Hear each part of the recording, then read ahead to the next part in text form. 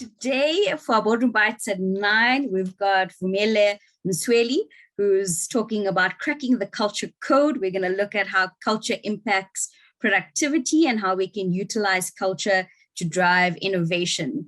Vumi is a founder of Hesed Consulting. She's got a number of accolades, as you would have seen in her bio, and she's got presence throughout Africa and as well in the USA, and is a TEDx speaker. So Vumi, I'm really looking forward to hearing you.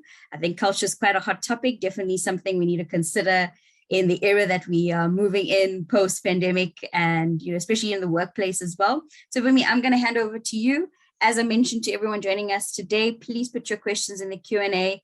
Vumi will be looking at them once she's done with her presentation, and I'll come on and just help anyone who has their hand raised that would like to ask them live. So please do put your questions live. Awesome. Thank you so much for that very warm welcome. But in the words of the urban poet Jay-Z, allow me to reintroduce myself. As mentioned, my name is Vumile Msweli, and I come from, fun fact, the smallest township in the Southern Hemisphere.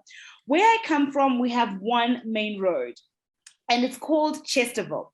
And in Chesterville in Zululand, we have a sacred tradition that is a big part of our culture. We wait for a child's umbilical cord, inkaba, to fall off. We take it and we bury it in the front yard. And what this does is it bonds the child to the soil of its forefathers. It says, this is your land, these are your people, and this is where you will belong. And this was done for me in the year 1986. So I can see you're quickly doing the maths. Let me help you. I am 35, about to turn 36. So I'm leaving you. So holding on to that for dear life. And this was done for me, but I always knew it's not where I belonged. And this became very, very clear in the year 1999. I was 11 years old, and splashed across the front of the newspaper, it read St. Mary's DSG, one of the top schools to attend in the country. Something in my 11-year-old heart leapt. This is where I belonged. These were my people. So of course, I did the only thing I could do in 1999, get a telephone directory, look up St. Mary's number, get a few coins together, put them in a dicky box, a public telephone, dial the number, and the phone rang. Gring, gring, gring, gring. Remember when the phone used to ring like that? Gring, gring. St. Mary's, good afternoon. Good afternoon, I'm Vumi belong in school. Good afternoon. Good afternoon, I'm Vumi belong in school. Good afternoon, madam. Good afternoon, I'm Vumi and I belong in your school. The lady on the other side of the line chuckled. Vumi, where are you phoning from? From school? Vumi, what standard are you in? Standard 6. Translation, grade 8. I'm really exposing my age. Well, Vumi, you'll have to wait another 2 years before you can join St. Mary's. Where are you from? Chesterville. Silence. She knew what that meant. She calmly explained to get into St. Mary's, I will need an A in English, an A in mathematics, and an overall A average in order for me to get a scholarship. That's all I needed to hear. And I spent the next 2 years in Chesterville's library, reading every single book I could get my hands on, so my English could improve, and practicing mathematics until it came out of my ears. But I'm happy to report I got into St. Mary's DSG. Why do I share this story with you? I share this story with you because for me, culture is not something that in essence should keep us bound. The ritual that was done for me showed me that this is where I belonged, but I chose to recalibrate what culture meant and say it might be where I was born, but it's not where I belong, and it's not where my destiny lies. Culture for me is about opening up the world. And I love it so much. And it's become so clear to me. I've been very, very fortunate to have lived in over 12 countries in the world and have traveled to over 55 countries. And what I do now is I'm a career coach, and I help connect people from where they are to where it is they wanting to be, helping them reframe what culture means to them, helping them position themselves in cultures within workplaces in order to thrive. So I've told you what culture is to me. I'm very curious to know, what is culture to you? Is it beyond, Heritage Day, making sure we wear our traditional garb? Is it holding on to values? What is culture to you? In the chat, let me know. I really am curious to know, what does culture mean to you? What does it mean from an individual perspective? What does culture mean from a wider perspective within your organization, within your family? What does culture mean to you? And culture for me is so, so important because, we all know that famous saying that culture eats strategy for breakfast.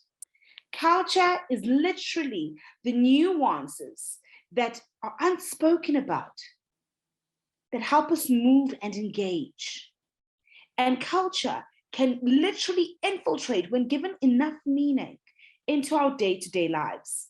As mentioned, I'm from Zululand. So I want to share a little bit about my culture. Where I come from, when we greet someone, we say sawubona, which, if you've ever seen the movie Avatar, and if you haven't, you really must.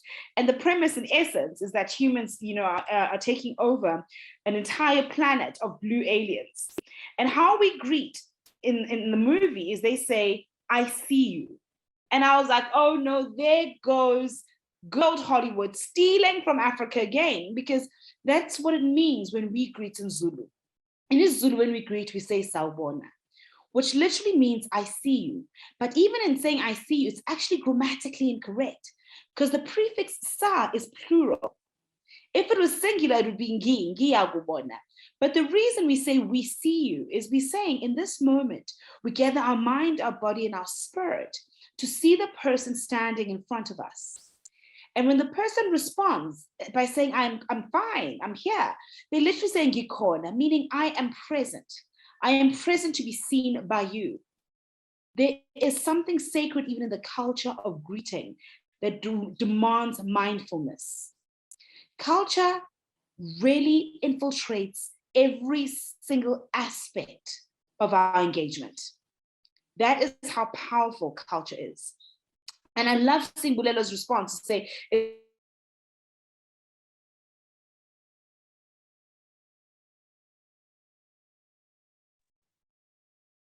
Hi, Vumi. I think your video has frozen. Can you hear me? Have I frozen? Well? Yes, I can hear you now. Okay. So in looking at culture, it is indeed the values that we bring to the table. So I'm going to share 3 values from cracking the culture code and anecdotes that will help you shift how you view culture. Value number 1, saying it like it is. This value has literally shifted how a number of Silicon Valley organizations work. It's the ability to speak with candor and act with courage.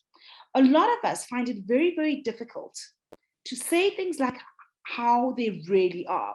We often find the need to be a little bit diplomatic and say, oh, let me not say exactly what's going on. Okay? So in being able to say, this is a value we're going to adopt in our organization.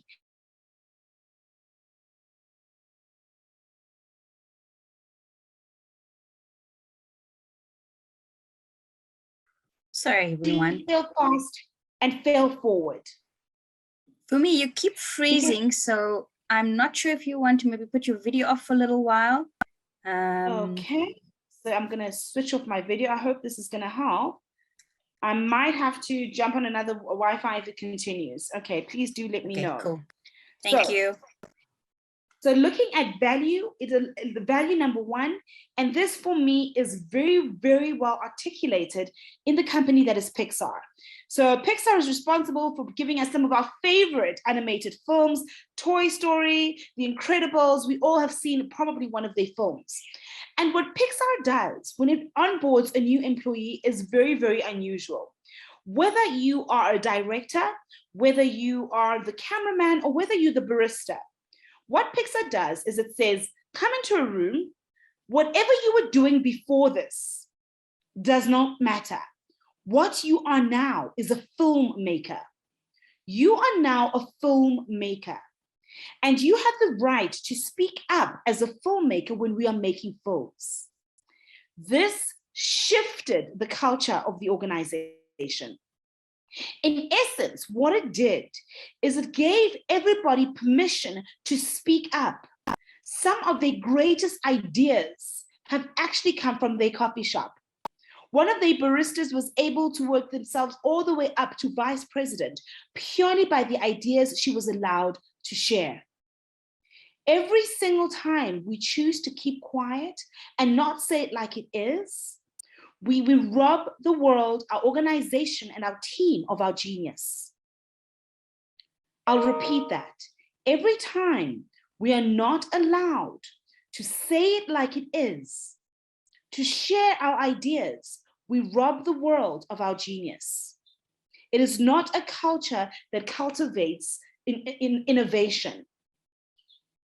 So if indeed one of the best values that can be integrated into culture is the ability to speak with candor, to be able to give feedback to our colleagues, I'm curious to know, are you giving and sharing of your genius in your current organization? Is that part of the DNA of where it is that you're working? Or is it a culture of robbing each other of your genius? Or can we take a page from Pixar's animation book and be a little bit more open and know that this is the big objective and that is what we are here in essence to execute on? So that is value number one. I absolutely love this value. It's probably one of my favorites. Then value number two, which I love so much, talks around psychological safety. And value number two is amongst human beings. How can we create relationships that even if things are not going well, we build bridges and we don't burn them? We build bridges and we don't burn them. So this for me was very well articulated by a fantastic study done with Australian patients. So a number of Australian patients were actually committed overnight to a hospital after failed suicide attempts, okay? After a failed suicide attempt. And when the Australian patients left the hospital, this hospital decided to do one thing with half of their patients and another with the other half. Half of them received a postcard that simply let them know that we are thinking about you, we wish you well, and we know you're on a speedy recovery. All will be well with you and we'll keep you in our thoughts. The other half received nothing. Do you know that the ones who received the postcard did over 90% better in getting well than those who didn't? That is the power of being able to build bridges amongst humans. It's fostering safe spaces for connections and being able to nurture that human interaction. In essence, it's bringing this concept of Ubuntu, and I love it because, in South Africa, we love to claim it, Ubuntu, Ubuntu, Ubuntu. And it comes from the sub-Saharan people, the Bantu people. So it's all around Southern and Eastern Africa. In Rwanda, they call it Ubohu. And it comes from the root word Ndu, which means humanity. And what's interesting is that it's actually believed that the Bantu people once had a goddess who was the Ndu goddess, who spoke about humanity and divinity. So in saying Ubuntu, what we're saying is we recognize the humanity in others, what in essence is what makes us a little bit divine. That by being able to recognize the humanity in other people, it gives us a godlike state. It allows us to truly connect. And it allows us, in essence, in building this value of making sure that people are able to connect and feel safe, as opposed to triggering that fight, flight, or freeze response. And one of the quickest ways to do this is to do what I like calling the trampoline exercise. The trampoline exercise, which is when you listen like a trampoline, where you absorb what other people have to say, you absorb it, and then you bounce back to echo what they've said before moving on to your next point. So you are bouncing from what it is they initially said. It means we are listening from a space of understanding. We are listening for the humanity as opposed to just to respond. This is one of the quickest ways to build bridges. Often we are burning bridges in our organizations because we're too quick to articulate our own thoughts as opposed to hearing what the person next to us has to say. Trampoline listening allows for psychological safety. And when people feel psychologically safe, they are more prone to share ideas, they're more prone to stay in an organization, they're more prone to emotionally invest in the human connection. I always joke, when I talk to my clients, I say, people joined your organization for the brand. They probably left because of a bad boss. They did not feel psychologically safe, because studies have shown us that when it comes to culture, people with a great culture, people will stay even when the pay is less. Because after a certain level, the money doesn't matter anymore. What does matter is I feel good, I feel seen, I feel heard, I feel psychologically safe. I don't feel like I'm constantly gonna look over my shoulder, knowing that this organization and this particular culture might eat me up for breakfast. So I'm curious, in the chat, let me know. Are you in your organization fostering culture that creates psychological safety? That when people have left, similar to those Australian patients, are able to get a memory of your organization that makes them feel warm and fuzzy, that makes them feel safe? Or is it really triggering that fight, flight, or freeze response? Where is your organization in looking at this particular value? I'm loving Stacey saying, yes, Vumi, for a fact, that is my ultimate mission. I'm so glad to hear that, Stacey.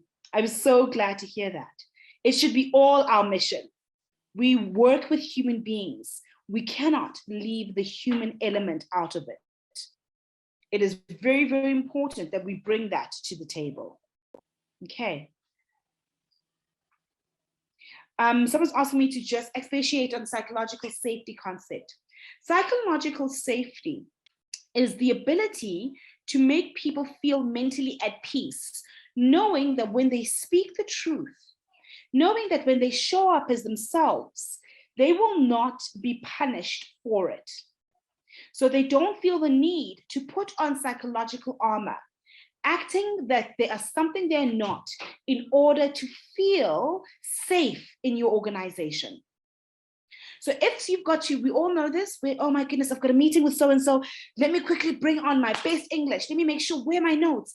Let me send an email and copy the whole world to make sure that I've covered my butt so no one can come get me. Psychological safety says no one is coming to get you. The people who you work with are here to collaborate with you. Yes, there's healthy competition. Yes, there's going to be chances and opportunities for you to differ and really breed that diversity in thinking. But I feel psychologically safe, knowing that my job is safe, my views are safe. I do not have to protect myself when I come to work. I come to work, not to war. Okay, so that is what we mean by psychological safety. Value number 3, and I know we're all proud South Africans, or at least proud Southern Africans, so we should be supporting the Bokke as opposed to the All Blacks, but I'm going to take a page from the All Blacks. I don't know if you've ever seen them on the field when they go, and the haka begins. It is almost tangible, that energy in the air. What they in essence are doing is they sound like winners before the match even starts. They go into their own psyche and say, how can we go about using our language to inspire each other? And that is what the All Blacks do. And this comes from, the Maori descendants saying, when we go to war, when we stand united as a team, the number one thing we have to do is leave that jersey in a better place than how I actually found it. How many of us are saying that is a cultural norm? Okay? To say that when I arrive at work, I am going to leave my desk better than how I found it. Every single person that I engage with is going to be better off after having engaged me. What the All Blacks have incorporated into their organizational culture is to inspire other people with their brand of language. The adjectives they use, the nouns they use to describe themselves and how they go about what it is that they're trying to execute is very intentional. What do you sound like to your colleagues? What do you sound like to your clients? And most importantly, what do you sound like to yourself in that self-talk? What rituals have you put in place to inspire you? The All Blacks have the haka. What is your organizational haka? What is your individual haka? That you, in essence, are saying, these are the conversations I'm having with myself, my clients, my colleagues, and the language we use sounds like we're building bridges and we're winning. It's incorporating that. The rituals are the building blocks of culture. And one of the best ones for me is laughter. Our brains literally light up when we laugh. Are we so busy taking everything seriously that we take very little time to sprinkle a little bit of laughter in what it is that we're doing? I'm all for taking our jobs seriously. I'm all for taking our clients seriously. But we really don't need to take ourselves that seriously every single time. Sometimes it's okay to throw in a bit of a chuckle, to bring that psychological safety once again. Because when we are laughing, we are being human in a safe space. So creating that culture makes a huge, huge difference. I've spoken to you about 3 values. I've told you the anecdotes of Pixar. I've told you the anecdotes of the Australian hospital. I've spoken about the New Zealand All Blacks. So I'm curious, in looking at these 3 values, what are some of the lessons that last for you? Sorry. Which cultural value resonated the most with you? What lesson did you learn that left a lasting impression on you? And I ask this because often what resonates with us is what's easy for us to go and institute in our organization. These are some of the natural nuances that are unspoken that if we just not doing can shift our culture. I'm seeing Lauren, Natalie, Ryder, everyone is saying, yo, Vumi, the hawk is sounding like a winner. Kevin is like, no, Vumi, for me, it's having an honest candor like Pixar, having that honest conversation. I want you to, Jeremy's like, it's all about Ubuntu. I'm glad, I'm loving this feedback. I'm loving this feedback, psychological safety. Awesome, awesome, awesome. Peter's like, Ubuntu, the value. People will always remember how you made them feel. Peter, I love that quote. This is probably one of my absolute all-time favorite quotes. And it comes from Maya Angelou. And Dr. Maya Angelou, famous American poet, said, people will forget what you said. People will forget what you did, but people will never forget how you made them feel. How are you making your people feel? How are you making your people feel? And for me, the number one thing I would like you to make your people feel is to feel seen.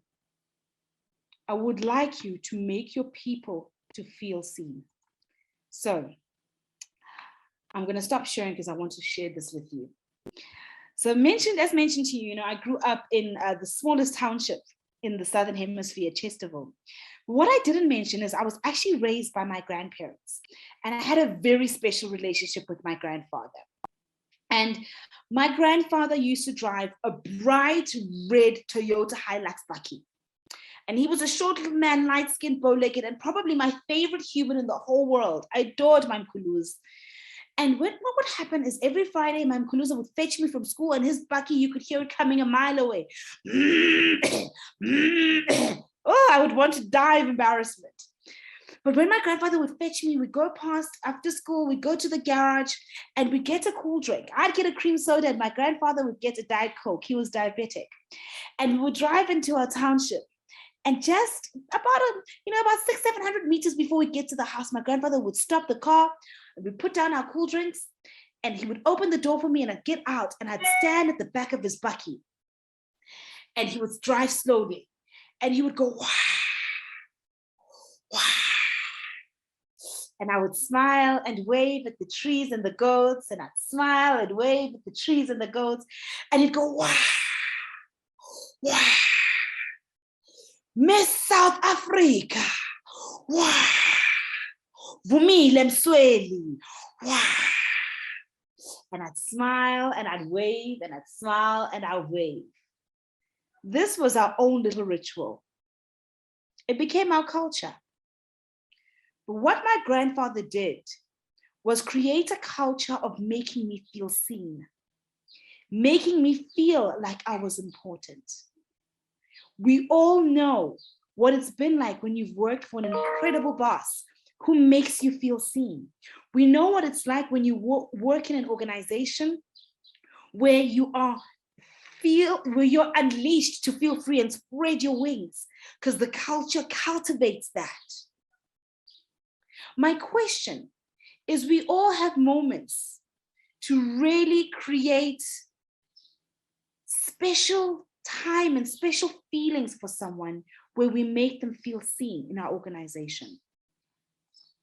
Are you creating those Toyota Hilux bakkie moments for somebody else? Are you making them feel seen? What culture do you want to adopt? The culture where, in essence, people are sounding like winners, where people are feeling like they are seen, where people can be spoken to with candor because there's psychological safety there, bringing that spirit of Umuntu.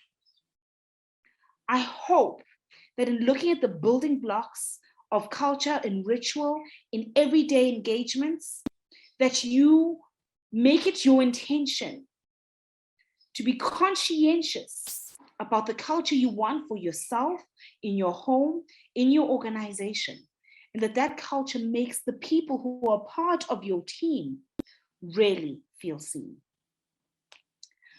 I hope to make you feel seen. As we get ready to open up for questions, please feel free to connect with me on Twitter, on Facebook, on LinkedIn, on Instagram. I really, really believe in the power of culture to shift how we do business. Because money we can throw the problem at, but culture is something that we have to cultivate and build. With that said, I'm going to open up for questions. So let us see what questions I have here. Okay.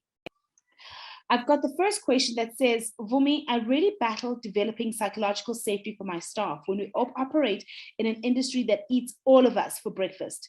As the MD, I'm constantly in fight, fright, or freeze mode, and I struggle to not feed that down the chain to my staff. How do I address this? This is definitely a challenge. So when we enter an industry where the norm is we are very competitive and it's very cutthroat, it's easy for that to filter into our organization. How we start by ensuring that it doesn't is by having those open and honest conversations. And where that actually starts is by creating vulnerability. The first step in creating psychological safety is to show people that it's psychologically safe. I was working with one of my clients, and they're going through a massive restructure. And the MD and I were sitting with the team talking, and I literally was saying, what are you afraid of? And until the MD opened up his mouth and he openly wept, no one else had actually felt safe. Often when we're in the position of leadership, we feel the need to act the part as opposed to be the part. And by being the part, it's saying, I'm willing to be vulnerable and create that perception and knowledge that it is safe, because if I can be vulnerable, you can be vulnerable too. So for me, it's about don't try create that psychological safety, but be it. Show those vulnerabilities and be honest and allow the conversation to happen naturally with your team. That for me is the first step in creating psychological safety. I hope I've answered that question. So what does one do in an environment is being oppressed? So if you are being oppressed in the environment, it's very, very important for you to see, first of all, if this environment actually speaks to your own personal values. Does this environment mimic where it is that I'm trying to be? And for me to be oppressed, what is oppressing me? Is it that when I do speak up, I am completely ostracized? Is it that actually it's just the cultural norm to rather not speak with candor? And what happens when I go against that cultural grain? So for me, it's about really understanding why you feel that way. Because what I know for sure, guys, is every time one of us feels oppressed in an environment, there's somebody in that very same environment who feels liberated. It is how we are experiencing it. And it's important for me, for you to study everybody else and say, okay,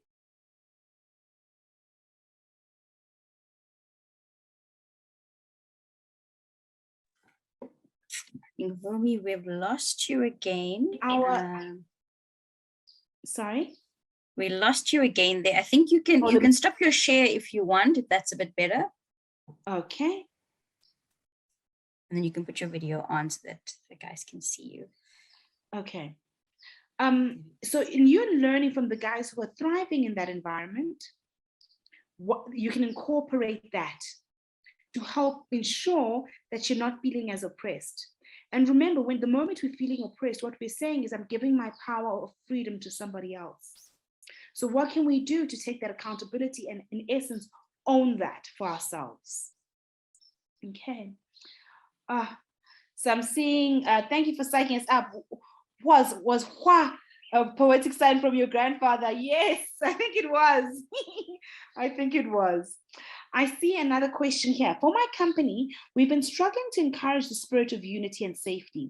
I've noticed that employees that have been with the company for longer than 5 years have this negative work energy that discourages new interns or employees. When we dismiss an employee, you will hear them say, this is what they do. One mistake and you're gone. How do we inspire the old employees, especially since most of them have been with the organization for so long and feel threatened by new change or new employees? So this for me is a massive change management that needs to happen. So if you are finding that your older employees, in essence, are starting to infiltrate a culture that you're trying to establish, one of the big things that we found that works well is to divide and conquer. So by giving them exposure to new things, so you don't let them cuddle together, it intentionally build up buddy systems when rolling out new things. Make sure that you, in essence, are putting them into groups where the majority of the people will tend to be new and young and innovative, and creating new opportunities for collaboration. That's one. The second is giving an accountability aspect to it. So if you know that your old employees have a particular gripe around something, like how we go about, releasing employees that are no longer working, make them in charge of it. It's difficult to complain about something you, in essence, are in charge of. So if you start using a bit of a federated model, we have found in coaching and helping our clients that tends to work a little bit more. And making sure also that your guys who are high energy, specifically your young grads coming in, you give them a higher voice. Because if they are feeling heard, no, but we brought this up and that changed, it's counterintuitive to what you're telling me about the organization, and actually dismantles it as not necessarily being true. So those are some of the techniques we use when working with our clients. Okay, I see another question here. Often culture in corporates make it uncomfortable for Black professionals to progress. Often the CEO sets the tone of the culture. How do you engage on culture in this context? So it makes it uncomfortable for Black professionals to progress. It often the CEO sets the tone and culture. How do you engage in culture in this context? Very interesting question, and a very context-wide question. So I'm very fortunate that I do a business in Nigeria and in Rwanda. So this is it feels like a very South African context. I'm going to answer it from that perspective. Education becomes important. The value of being able to speak to candor becomes critical. So I'll use an example. I was brought in to help do a grad program. And this organization was saying to me, Vumi, you know, with this grad program, we need your assistance. Our turnover with our grads are quite high. And our grads are very, very entitled. They want more money immediately. It's like, what is going on here? I started doing some of our work and coaching with the grads, only to find out that the grads were suffering, the majority of them, from black tax. They wanted more money because they wanted to be able to put their siblings through university. And we changed it literally by opening up a bursary scheme for siblings. All of a sudden it changed. So this culture of, no, the grads are entitled and, oh no, management doesn't understand, shifted through communication. We are very rarely in our organizations having coaching conversations that are exploratory. It's often, this is the way things are. And by literally empowering the CEO and the executives of that organization, who were predominantly Caucasian, they were like, what? We just thought they were being greedy. They had no idea. So two things that we did: creating that bursary scheme shifted things, and also a car allowance shifted things. Because they were like, they're always late, not realizing they had to take 3-4 taxis. So small things that literally just tweaked things for their grads, shifted what it was like for them to be able to have the opportunities as Black professionals in that organization, all around, in essence, exploratory conversations where everyone felt safe to have that conversation. I hope I've answered your question. Parmi, I see you've got your hand up. Thanks, Pumi. Parmi, I'm going to ask you to unmute. Hi, can you hear me? Yes, we can. So Vumi, is really some great advice for employers, but I was wondering if you have a view on also the role to be played by employees in contributing to the culture and creating disharmony within the organization. Oh, definitely. So I think that's a great question. Thank you for that. I'm a big believer that, you know, I'm a career coach. So all I do is talk to people about their careers. And the reason for this is that you, in essence, spend more time at work than anywhere else. And yes, for me, culture is almost like an organization is like a building. Culture is like how you choose to decorate it. So in you arriving as an employee, what is the experience you want? Because when you were being interviewed, you were given prime opportunity to find out the culture. You said, I think I can work within these parameters. So how then do you arrive to cultivate that a little bit more? And for me, if you're going to spend the most of your time at work in really building that culture, what are the interactions you're going to have? How are you going to have them? Because I think the difference in great culture and really bad culture is often in the how. It's in the how we say things, how we do things, how we choose to interact, how we choose to challenge. So for me, if this was your family, how would you be engaging? Would you be mumbling in the corner and always complaining? Or would you step up and say, guys, I think we need to have a conversation? And when we say that, all of a sudden it shifts to say, oh my goodness, it means I've got some responsibility too. Yes, it is the organization's responsibility to create the house, to give a framework. But the decor, the movement of it, the making that into a home, for me, sits with the employees. So you always have to take that accountability and say, if I'm going to be here for 8 hours a day, I want to have a little bit of fun. So how do I start taking ownership in creating that? And then also in creating it, reaching across the line and saying, with my colleagues, let's co-create this. That's when culture starts to live and breathe. I hope I've answered your question.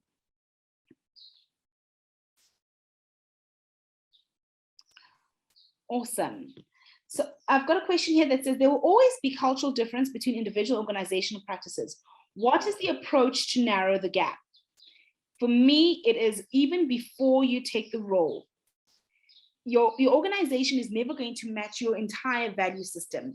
Just like even if you were a spouse, will never match your entire cultural background, right? And you always constantly having to collaborate and meet each other halfway to create something new and fresh. An organization has its own, these are our values, this is what we find important, this is what our culture is. You as an individual come in and say, these are mine, and so do your colleagues. So that bridge between the two is how you go about living and growing as an organization and making that culture become something that is alive, as opposed to something that you stick onto your boardroom door. You close that gap by having conversations, by having reflective time. I found that in essence, a number of times organizations tend to say, this is our culture and leave it be. They hardly ever review it. We only review culture when things are ablaze. We have to become a little bit more intentional, especially in light of the Great Migration.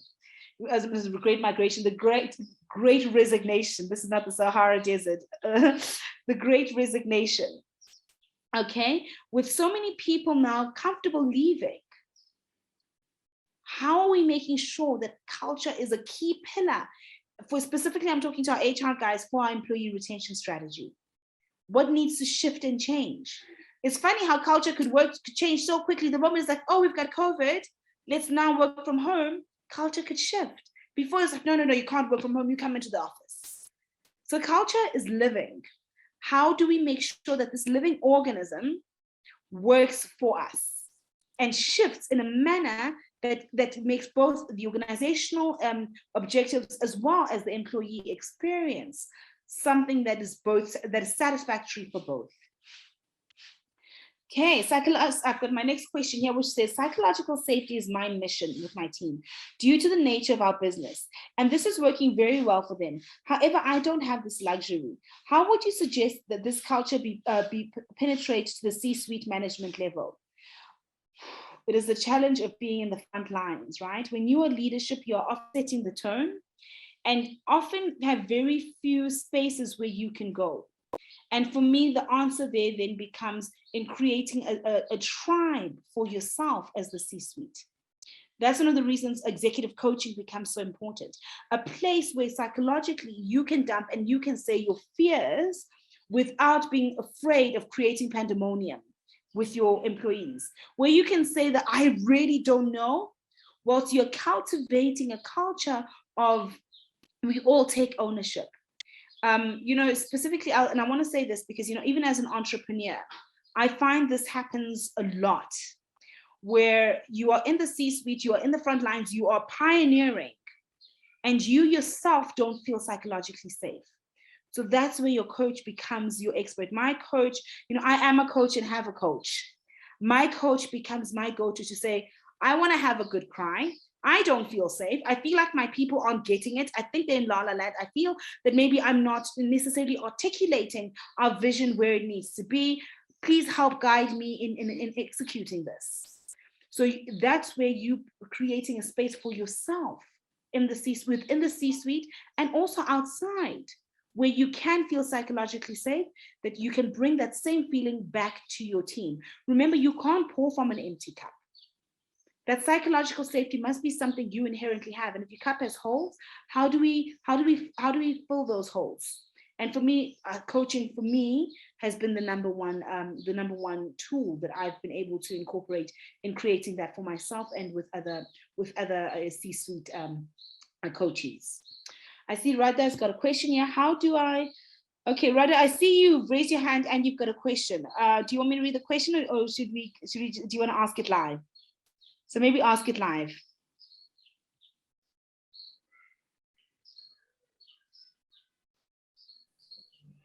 Hi, can you hear me? Yes, I can.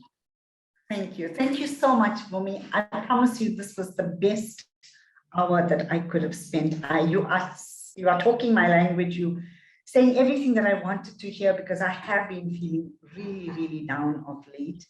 I'm not sure if it's, the COVID and whatever else that has hit us. I run a fairly big accounting and tax practice. And as any accountant on this group would know, it's not an easy job. It's a stressful, it can be very stressful with all of the deadlines that we're constantly having to meet. But I try and create this culture for my team where I listen, I'm here all the time. I'm not one of those bosses that just pops in whenever they want to. I'm here at 7 in the morning, leave at 4 with them. And I work throughout, and I must say, largely our culture is exactly what I want it to be. But you do get the couple of people now and then that will not embrace it, that will forever be negative, try to pull down the others.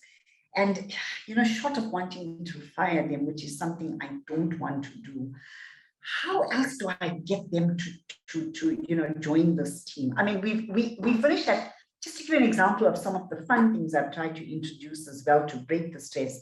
After COVID, after the hard lockdown, when we came back to work, we closed at 3 on a Friday instead of 4 o'clock. And I said to my ladies, this is your hour to do what you want to do on a Friday. Now, from January this year, we've got one of our clients who's a line dancing teacher. She comes and teaches us line dancing for an hour on a Friday from 3 to 4, and they are absolutely loving it. I still can't seem to make these couple of people buy into, this culture that we have. What do I do? Thank you. That is a tough question, but it's a very valid one.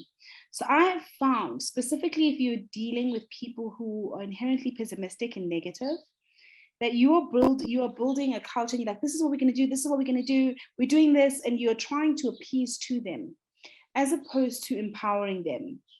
So what I have found works well is every single time I've got somebody who's negative, I make them the head of a particular thing. So that Fridays, the ladies have time off. You've introduced line dancing. So negative Neil or negative Nancy, I see you're not really keen for that. So could you take the month of April and you are in charge of what we do on Fridays? All of a sudden, when the onus is on them, the attitude tends to change rather quickly, because they then become responsible for making sure everyone is appeased. It is easy to sit on the spectator stand and complain. It is very, very difficult to be on the field, having to do the work and the hard yards and complain. So you have to find ways to incorporate them by empowering them to take the lead on certain things and making them culture captains. So we've done this, it's worked quite well with some of our Gen Zs, where they find, specifically with some of my clients who are law firms and accounting firms, where the culture's been around for several years. This doesn't work. Then we were like, guys, you're culture captains. How do you want this to shift? What are some of the suggestions you have? And when you're empowering people to take the lead, you find that their threshold for complaints tends to diminish. You're always going to have your 1 or 2 stragglers, but it's a lot easier when they're in charge. I hope that helps. Okay, I'm seeing another question. How do we foster this culture as non-executive directors when the chairperson is not aligned to this and neither is the CEO? That is a tough one. So if you are, in essence, going to be from a non-executive role, you're going to need the buy-in of your senior leadership. And often I found, when sitting on boards and speaking to your chairperson, when you can articulate why the importance of culture, why the culture is important, in that it actually can be monetized, it ensures that we have reduced staff turnover. It ensures that we have great innovation. It allows your chairperson and your CEO to start taking it a little bit more seriously. One of the quickest ways to do this is, I believe, is in proof of concepts. To say, listen, there's a fantastic a mandate that came out of Netflix. And I think Sharon Sendelberg even said it's the most important document to come out of Silicon Valley, and it's their culture document. And it literally throws away everything we know as HR professionals around what's important from a culture perspective. There is no leave days. There are no leave days. People take leave as when they feel, and actually has increased productivity. So when they did proof of concepts, when organizations do proof of concepts with certain things like that around culture, we start to see how productivity increases, we start to see how money starts coming in, etc. That will make your case to both your CEO and your chairperson. So for me, I would foster that through a proof of concept business case. Okay, I see a question, which is probably one of my favorites. Any creative ideas for bridging the cultural gap between Gen Zs, millennials, and baby boomers? Yes. So the quickest way is to allow storytelling to happen. So I found, there's a fantastic study that's just come out. Gen Zs on average stay in organizations for 2 years, 3 months. Millennials stay for 2 years and 9 months, and baby boomers for several years. So it shows that even how we're approaching our work is a little bit different. With the Gen Zs and millennials, it tends to be a little bit transient. So the quickest way to bridge that gap is to have conversations. And one of the ones with us, when we come have these conversations and from these cultural coaching conversations in different organizations, is we have various talking points. So like something as simple as canteen. Thoughts, baby boomers like waste of time, grab your lunch, sit at your desk. Millennials are like gonna be outside. Gen Zs are like, but why don't we have cereal? The complete different approaches. And then it's like, where does that come from? And just coaching questions, and literally people start to understand the other person's frame of reference. The best way I can articulate this is obviously Dr. Maya Angelou, one of my favorite poets. I am human, therefore nothing human can be foreign to me. I am human, therefore nothing human can be foreign to me. The only reason it seems foreign is because you have not interacted with it. That is how we bridge that gap, by being very, very intentional in the conversations that we in essence are having. Okay, I see some of you have sent me questions on, in the chat. Please, can you add them to the Q&A, please? Thank you.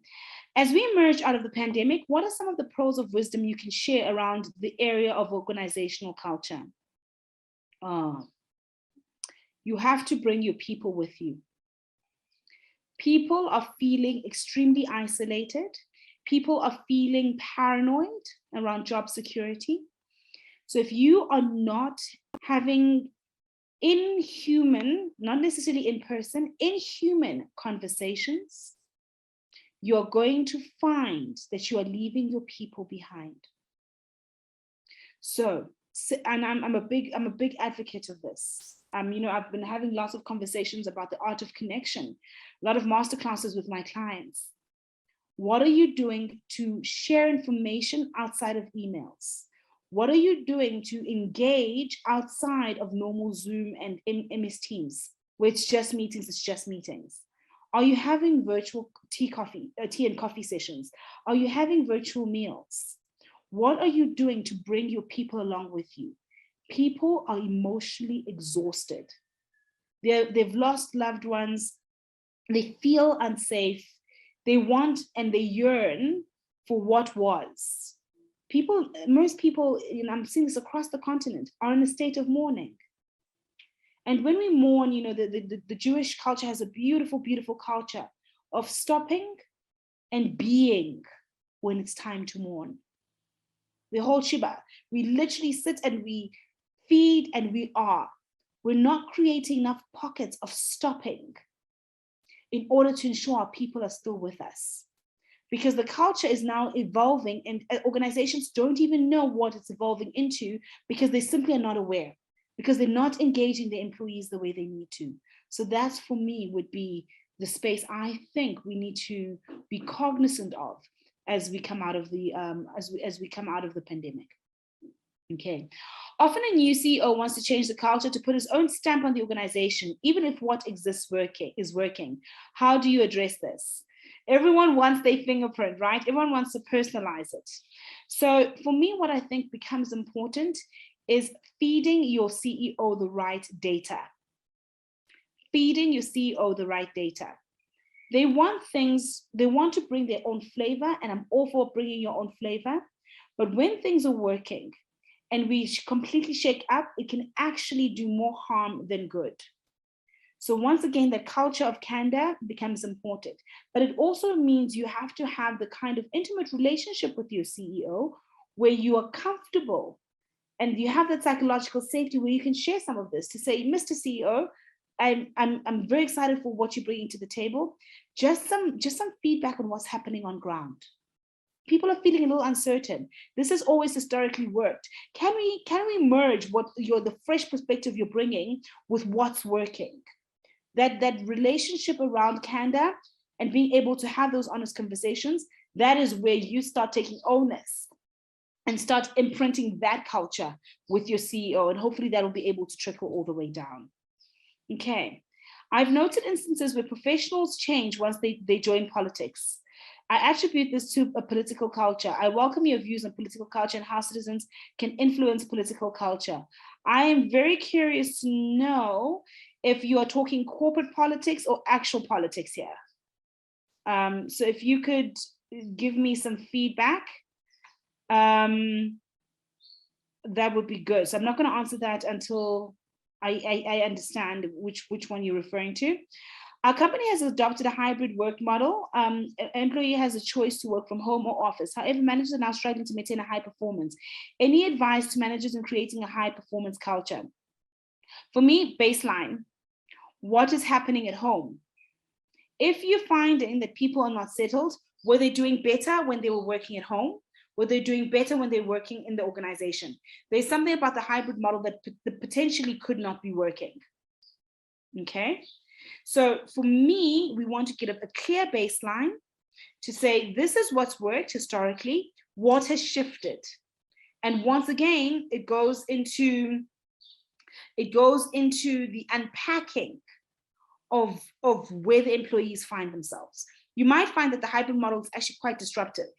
And you need to, and we've done this, I've done some coaching with some of our clients where they were doing some days in the office, some days not, and it was not working for their workforce. So in essence, we did 1 week in the office, 1 week out, and performance shot. So we have to look at the nuances of our actual people before making calls. So I think for me, that's going to be important.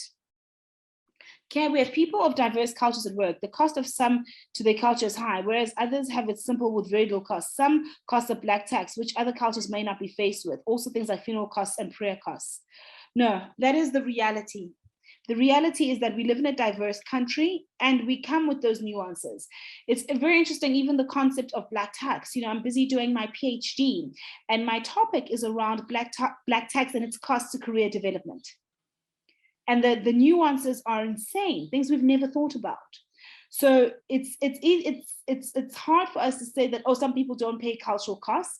We might find that the organization historically has maybe infiltrated one particular culture a little bit more than another. And those nuances aren't necessarily transforming as we bring in more diverse people.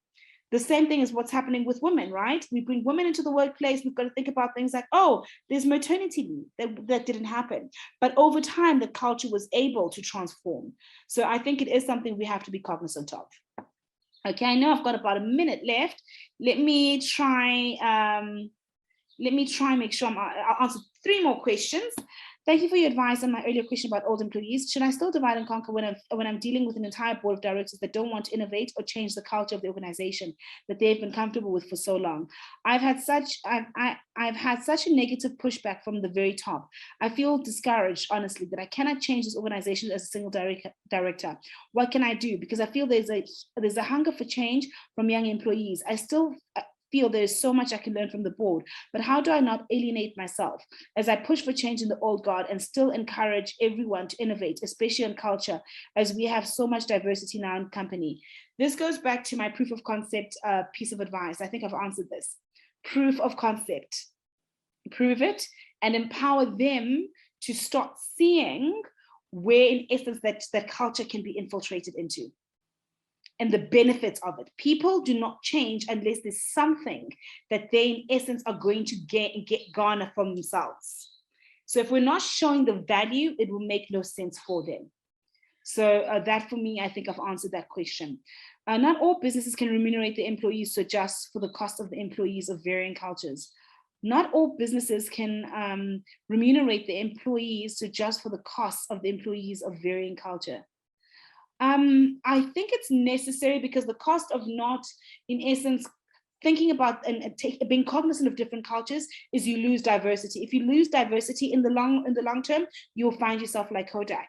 So I think bringing some of those facts in make a huge difference. Okay.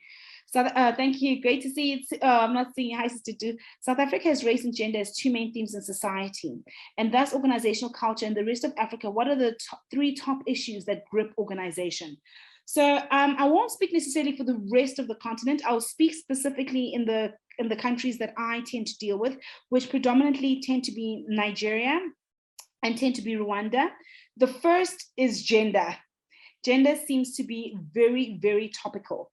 So women in the workplace versus men in the workplace, traditionally patriarchal, tends to be very, very, very influential in driving the culture and some of the challenges that I see when I'm coaching. The second is class. Class is specifically huge for me in my West African clients because we find that it is a connection economy. It's who you know that can help catapult your career. So people who don't have that access, who tend to come from more impoverished backgrounds, often are speaking up against that, or the culture of, well, it's my father's company. So those are the two main things that I tend to really, really find that really grip organizations. And then the third tends to be the ability to do business. So, it's a very complex environments, and that feeds into organization where the norm is sometimes people don't get paid for 3 months. And it seems normal, a normal organizational culture where people are saying, wait a minute, multinationals are doing this, but inherent local organizations are doing that. So it makes a huge difference there. So those are, I think, I would say, the top three that I'm finding in the organization. So with the last question, I am going to answer.